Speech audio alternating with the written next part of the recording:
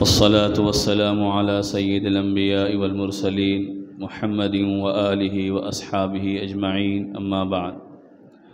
عن أنس رضي الله عنه عن رسول الله صلى الله عليه وسلم قال: يتبع الميت ثلاثة أهله وماله وعمله فيرجع اثنان ويبقى واحد، يرجع أهله وماله ويبقى عمله، متفق علیہ. قابل احترام بزرگوں اور بھائیوں، یہ نبی کریم صلی اللہ علیہ وسلم کا مشہور ارشاد ہے جو مختلف موقعوں پر ہم لوگ سنتے ہیں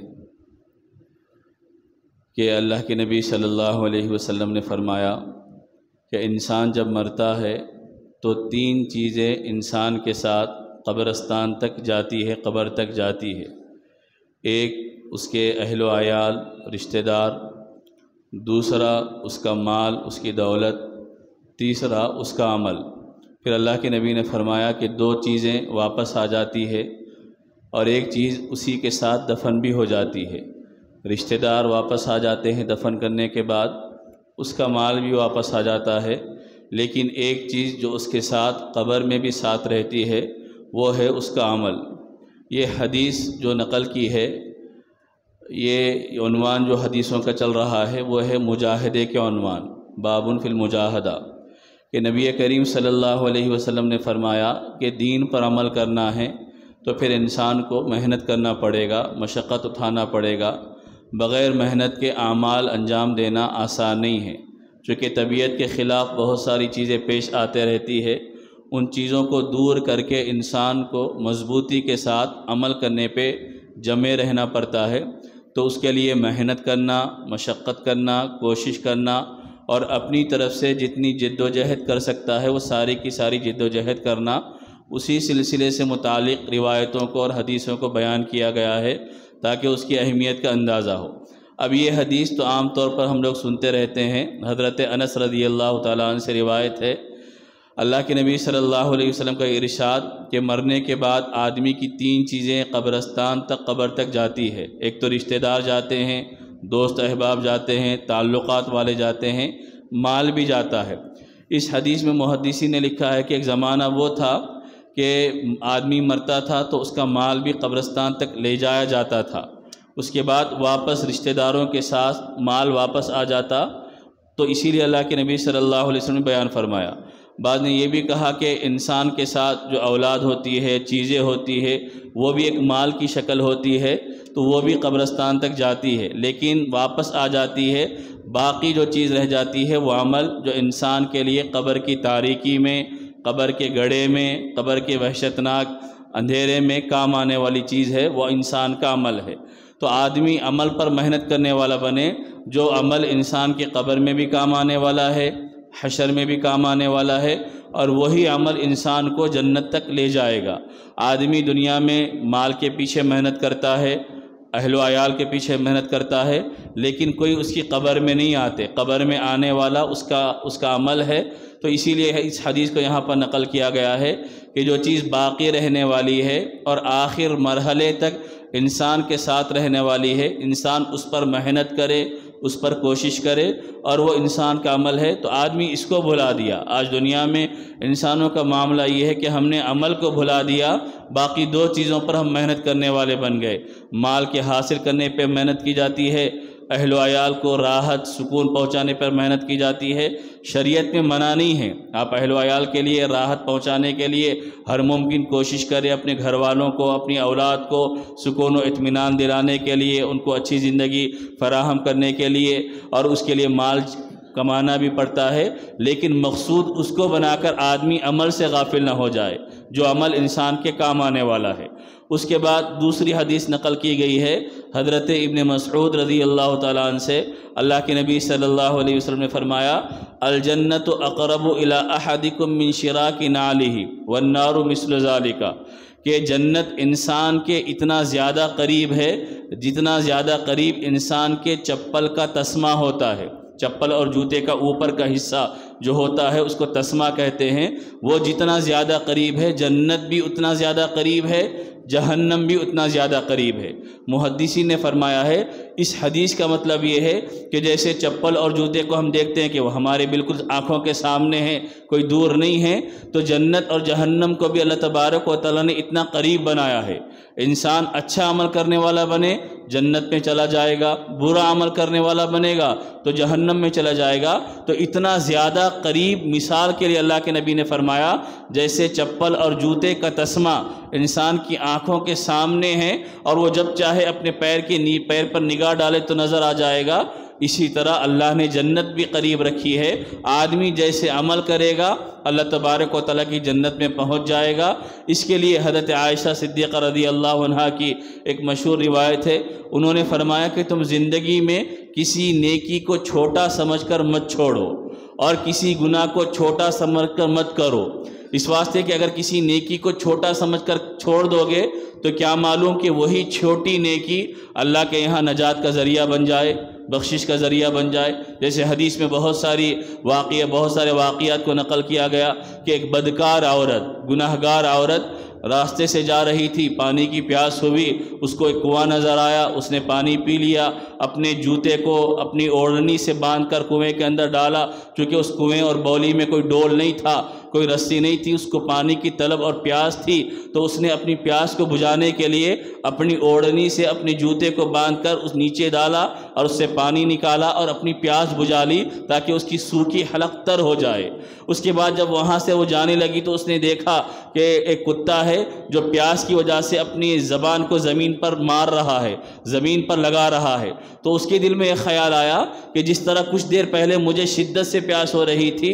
تو شاید اس بے زبان جانور کو بھی ایسے ہی پیاس ہو رہی ہوگی، تو اس کے دل میں رحم دلی پیدا ہوئی، اس جانور سے متعلق ہمدردی پیدا ہوئی، اور اس نے وہی عمل اپنے لیے جو کیا تھا اس پیاسے جانور کو پلانے کے لیے کیا، اور پیاسے جانور کو پلا دی۔ ایک معمولی عمل تھا، اس نے ایک معمولی کام کیا، لیکن وہ کام اللہ کو پسند آیا۔ اس کی سابقہ، اس کی پرانی جو گناہوں کی زندگی تھی اللہ نے پوری معاف کر دی، اور اس ایک چھوٹے سے عمل کو بنیاد بنا کر اللہ نے بخشش کا فیصلہ فرما دیا۔ تو جنت اتنی قریب ہے کہ آدمی ایک معمولی نیکی چھوٹی اس کو کرنے کا موقع مل جائے تو وہ یہ نہ سمجھے کہ چھوٹا عمل ہے، کرنے سے کیا فائدہ، کیا معلوم وہی چھوٹا عمل انسان کے لیے بخشش کا ذریعہ بن جائے۔ حدیث میں ایک واقعہ ہے کہ ایک آدمی راستے سے گزر رہا تھا، جھاڑ کی ایک ٹہنی، ایک شاخ سڑک پر آ رہی تھی، اس نے دیکھا کہ ٹہنی درخت کی جو ہے وہ سڑک پر آ رہی ہے جس سے آنے جانے والوں کو تکلیف ہوگی، اس نے اس ٹہنی کو کاٹ دیا تاکہ گزرنے والوں کو آسانی ہو جائے۔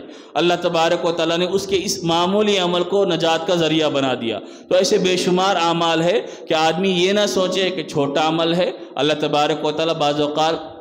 قبولیت کی گھڑی ہوتی ہے، چھوٹے عمل کو قبول کر لیتا ہے۔ اور گناہ کا معاملہ بھی ایسا ہی ہے، یہ نہ سمجھے کہ چھوٹا گناہ ہے، کیا ہے بڑے بڑے گناہ گار کیسے زندگی نہیں گزار رہے، میں اگر چھوٹا گناہ کر لیا، چھوٹی نافرمانی کر لیا تو کیا ہوا، نہیں معلوم کہ وہی چھوٹا گناہ اور وہی معمولی گناہ اللہ تبارک و تعالیٰ کے یہاں پکڑ کا ذریعہ بن جائے۔ تو ایسے بھی اس سلسلے میں بھی بہت سارے واقعات ہیں۔ تو اس حدیث کو نقل کر کے بتایا گیا کہ اس جنت کو جو تمہارے تسمے سے زیادہ قریب ہے اس کو حاصل کرنے کے لیے تم کوشش کرنے والے بنو، اور اس جہنم سے بچنے والے بنو جو تمہارے بالکل قریب ہے۔ تم ایک عمل کرو گے اللہ کی نافرمانی والا تو معلوم نہیں کہ وہی عمل تمہارے لیے جہنم میں داخلے کا ذریعہ بن جائے گا۔ تو یہ حدیثیں وہ ہے کہ جس میں انسان کو ترغیب دی جا رہی اور انسان کو اس چیز پر ابھارا، آمادہ کیا جا رہا ہے کہ تم نیک عمل کرنے میں تھوڑی سی کوشش کر لو، تھوڑی سی جد و جہد کر لو، تھوڑی سی محنت کر لو، اللہ آسانی پیدا کر دے گا۔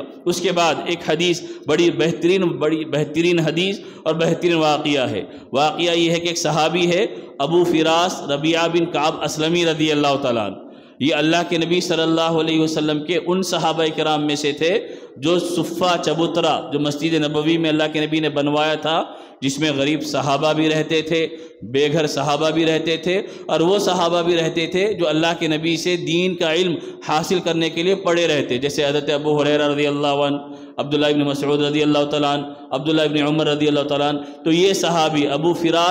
فراز ربیعہ بن کعب رضی اللہ تعالیٰ عنہ بھی انہی صحابہ میں سے ہے جو صفہ نبوی صلی اللہ علیہ وسلم پر صبح شام رہتے تھے، بلکہ حدیث میں ان کے بارے میں کہا گیا حلس المسجد، یہ مسجد کی ٹاٹ، یعنی ہمیشہ مسجد میں رہنے والے، ہمیشہ اس بات کی کوشش میں رہنے والے کہ اللہ کے نبی کب نیند سے بیدار ہو میں اللہ کے نبی کے لیے وضو کا پانی پہنچا دوں، اللہ کے نبی کے لیے تولیہ توال پہنچا دوں، اللہ کے نبی کے لیے جانماز بچھا دوں، اللہ کے نبی کے لیے کوئی اور ضرورت ہو تو وہ کام کر دوں، ہمیشہ اسی میں وہ لگے رہتے تھے۔ اللہ کے نبی کی خدمت کرنا ان کا معمول تھا۔ ایک مرتبہ اللہ کے نبی صلی اللہ علیہ وسلم کی خدمت سے وہ فارغ ہوئے، اللہ کے نبی کو ان کی خدمات سے خوشی ہوئی، اللہ کے نبی نے فرمایا کہ مانگو، کیا مانگتے ہو، کیا چاہیے تمہیں؟ تو انہوں نے فرمایا کہ اللہ کے نبی صلی اللہ علیہ وسلم جنت میں آپ کی صحبت مجھے چاہیے۔ اللہ کے نبی نے پھر پوچھا اس کے علاوہ کوئی اور چیز کی طلب ہے؟ تو انہوں نے فرمایا کہ نہیں، بس یہی طلب ہے کہ مجھے جنت میں آپ کی صحبت مل جائے، آپ کا ساتھ مل جائے۔ آپ اندازہ لگائیے کہ صحابہ کا شوق کیا تھا، صحابہ کی خواہشات کا مرکز کیا تھا، صحابہ کن چیزوں کو پسند کیا کرتے تھے۔ جو صحابی اپنی پوری زندگی کو اللہ کے نبی کی خدمت کے لیے وقف کر دیے تھے، رات کی تاریکی ہو، نیند کا موقع بھی ہو، اس بات کے لیے تیار رہتے کہ اللہ کے نبی کب نیند سے بیدار ہوں گے، کب وضو کا تقاضا ہوگا، کب کسی چیز کا تقاضا ہوگا، میں اس کام کو پورا کر دوں۔ تو ان کے دل میں خواہش پیدا ہوئی کہ زندگی میں تو ہم جب چاہے اللہ کے نبی کا دیدار کر لیتے ہیں، اللہ کے نبی کی صحبت میں بیٹھ جاتے ہیں، معلوم نہیں کہ قیامت کے دن جب جنت کے فیصلے ہو جائیں گے تو یہ ہم کو موقع نصیب ہوگا یا نہیں ہوگا، اللہ کے نبی کو دیکھنے کا موقع، ان کی صحبت میں رہنے کا موقع، ان کی رفاقت حاصل ہوگی یا نہیں ہوگی۔ اسی وجہ سے انہوں نے اللہ کے نبی صلی اللہ علیہ وسلم نے سے اس وقت جب اللہ کے نبی نے پوچھا، دنیا میں بھی ہم لوگ دیکھتے ہیں کہ بعض اوقات ایک آدمی کے پاس کوئی نوکر ہے، خادم ہے، وہ اپنے سیٹ کا، اپنے مالک کا اچھا کام کرتا ہے تو مالک خوش ہو کر اضافہ اس کو کچھ پیسے بھی دے دیتا ہے اور اسے پوچھتا ہے کہ تمہاری کوئی خواہش، تمہارا کوئی کام ہو تو بتا دو، چونکہ وہ دیکھتا ہے کہ یہ آدمی، یہ نوکر میرا، یہ خادم ہمیشہ میری خدمت میں رہتا ہے، مجھے راحت پہنچانے میں رہتا ہے، مجھے سکون پہنچانے میں رہتا ہے۔ تو دنیا کا عام نظام ہے، اللہ کے نبی تو سخیوں کے سخی تھے اور ان کے پاس سے تو کوئی خالی جاتا نہیں تھا، تو اللہ کے نبی نے ایسے موقع پر اس صحابی سے پوچھا تو انہوں نے اپنی خواہش، اپنی تمنا، اپنی آرزو کا تذکرہ کیا کہ جنت میں آپ کی رفاقت چاہتا ہوں۔ تو اللہ کے نبی صلی اللہ علیہ وسلم نے اس کے لیے ان سے فرمایا کہ پھر تمہیں کام کرنا پڑے گا، وہ کام اگر تم کرو گے تو اللہ اس کام کی وجہ سے جنت میں تمہیں میرا ساتھی بنا دے گا۔ وہ کام کیا ہے؟ اللہ کے نبی صلی اللہ علیہ وسلم نے فرمایا فَأَعِنِّي عَلَى نَفْسِكَ بِكَثْرَةِ السُّجُودِ، کہ تم میری مدد کرو کثرت سجدہ کے ذریعے، یعنی سجدے زیادہ کرو، اس کے ذریعے تم میرا تعاون کرو تاکہ تم جنت میں اللہ تبارک و تعالی ہم دونوں کو ساتھ کر دے۔ محدثین فرماتے ہیں کثرت سے سجدہ کرنا مطلب یہ ہے کثرت سے نماز کا اہتمام کرنا، صرف فرض پڑھ کے خاموش نہیں رہ جانا۔ اس باب کے شروع میں حدیث آئی تھی کہ بندہ نفل نماز کا جب زیادہ اہتمام کرتا ہے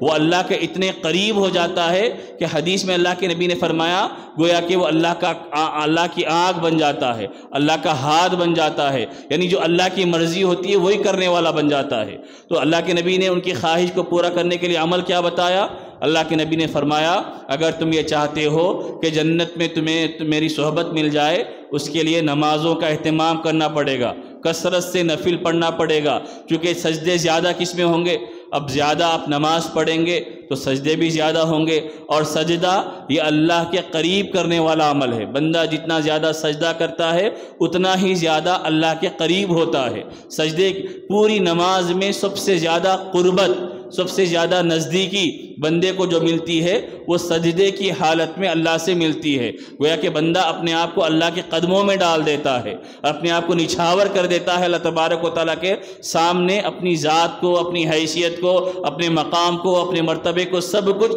نچھاور کر کے اللہ کے بارگاہ میں پڑ جاتا ہے۔ تو اللہ کے نبی نے ان کو یہ عمل بتایا اگر تم نمازوں کا اہتمام کرو گے تو یہ عمل تم کو میرے ساتھ جنت میں قریب کرنے کا اور صحبت دلانے کا ذریعہ بنے گا۔ چنانچہ اسی سے متعلق آگے ایک اور روایت بھی ہے، وہ روایت ایک صحابی سے ہے، حضرت ثوبان رضی اللہ تعالیٰ عنہ۔ یہ نبی کریم صلی اللہ علیہ وسلم کے غلام تھے جن کو اللہ کے نبی صلی اللہ علیہ وسلم نے آزاد کیا تھا۔ ایک مرتبہ وہ ایک مجلس میں بیٹھے ہوئے تھے، ایک آدمی آیا، حضرت ثوبان رضی اللہ تعالیٰ عنہ ایک مجلس میں بیٹھے ہوئے تھے، ایک آدمی آیا اور آ کر اس نے پوچھا کہ حضرت ثوبان سے سوال کیا کہ آپ ایسا عمل بتائیے کہ جو عمل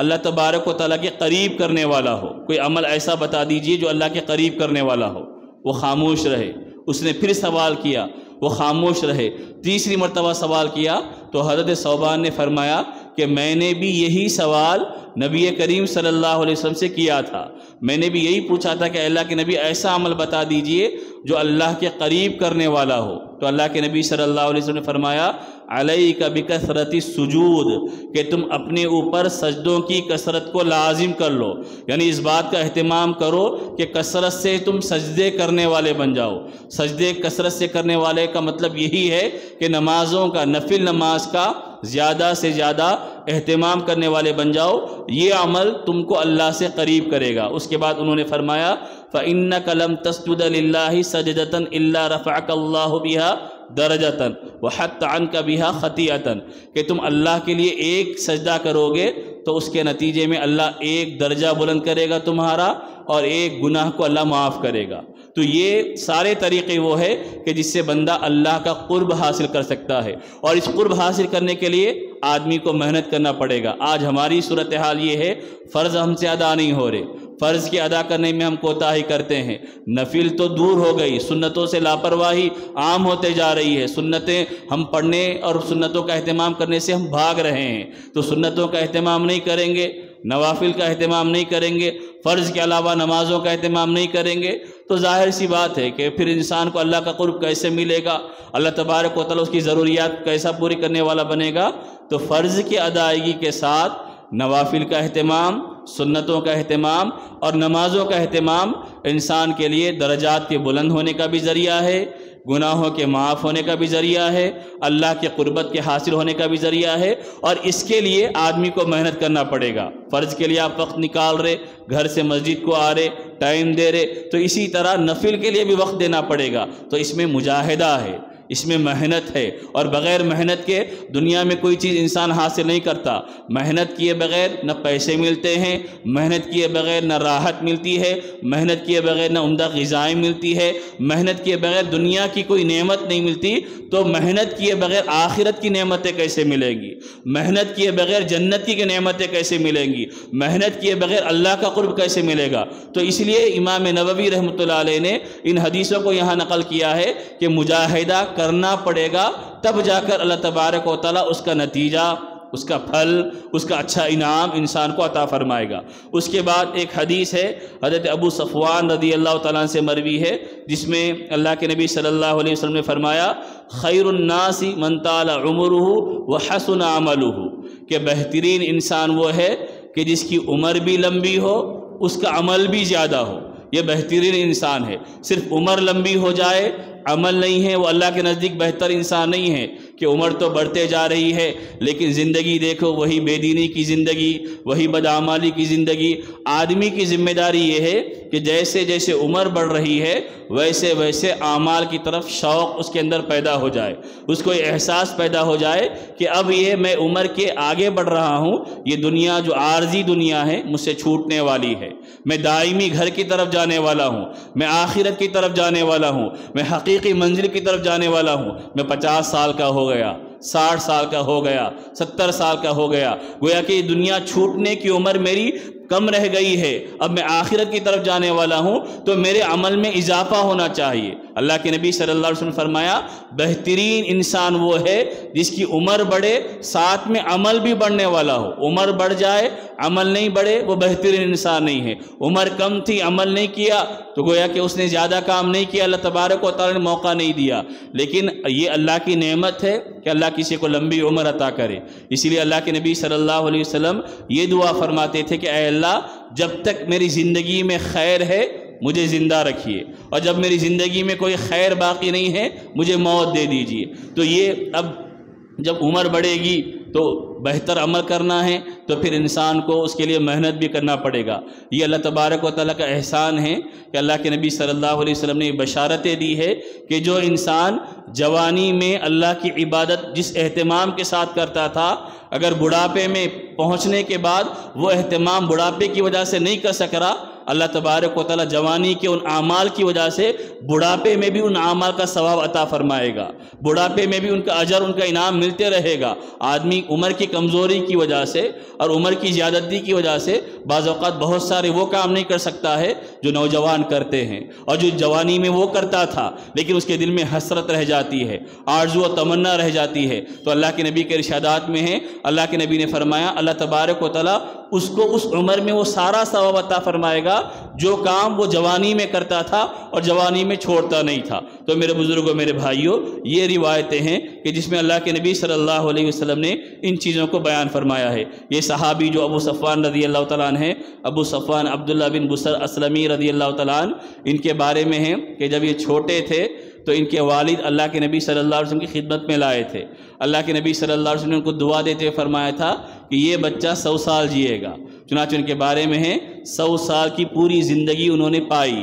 اور آخری صحابہ، دنیا سے صحابہ کا جو انتقال ہونے والے آخری صحابہ ہے ان میں حضرت ابو صفوان رضی اللہ تعالیٰ عنہ کا بھی شمار ہوتا ہے کہ آخری میں ان کا انتقال ہوا دنیا سے۔ تو یہ اللہ کے نبی صلی اللہ علیہ وسلم کے ارشادات ہے کہ جس میں اس بات کی ترغیب دی گئی ہے، تعلیم دی گئی ہے کہ انسان کن کاموں کو کرنے کے نتیجے میں اللہ کے قریب ہوگا، اور یہ وہ کام ہے کہ جن کاموں کو کرنے کے لیے انسان کو محنت کرنا پڑے گا، مجاہدہ کرنا پڑے گا، قربانی دینا پڑے گا، کوشش کرنا پڑے گا۔ اللہ تبارک و تعالیٰ اسی کوششوں کے نتیجے میں ان کی دنیا کو بھی بہتر بنائیں گے، آخرت کو بھی بہتر بنائیں گے۔ تو دنیا کا ضابطہ ہو یا دین کا معاملہ ہو، کوئی چیز ایسی نہیں ہے جہاں بغیر محنت کے انسان کو کچھ حاصل ہوتا ہو۔ کوشش کریں گے، محنت کریں گے تو دنیا کا بھی انعام ملتا ہے، آخرت کا بھی انعام ملتا ہے۔ جو سوتے ہیں وہ کھوتے ہیں، جو محنت کرتے ہیں وہ پاتے ہیں۔ من جدہ وجدہ، جو کوششیں کرتا ہے وہ پاتا ہے۔ اور السعی منا والاتمام من اللہ، کوشش کرنا ہمارا کام ہے، نتیجہ دینا، فائدہ پہنچانا، منزل مقصود تک پہنچانا یہ اللہ تبارک و تعالیٰ کے ہاتھ میں ہے۔ تو بہرحال جو مجاہدے کا عنوان چل رہا تھا ان میں سے کچھ حدیثیں آج ذکر کی گئی ہے، انشاءاللہ اور 2-3 حدیثیں ہیں اسی عنوان کے تحت جو آئندہ ذکر کی جائیں گی۔ دعا فرمائے کہ اللہ تبارک و تعالیٰ صحیح علم، صحیح عمل کی توفیق عطا فرمائے۔ سبحان اللہ وبحمدہ، سبحانک اللہم وبحمدک، ونشہد ان لا الہ الا انت ونستغفرک ونتوب الیک۔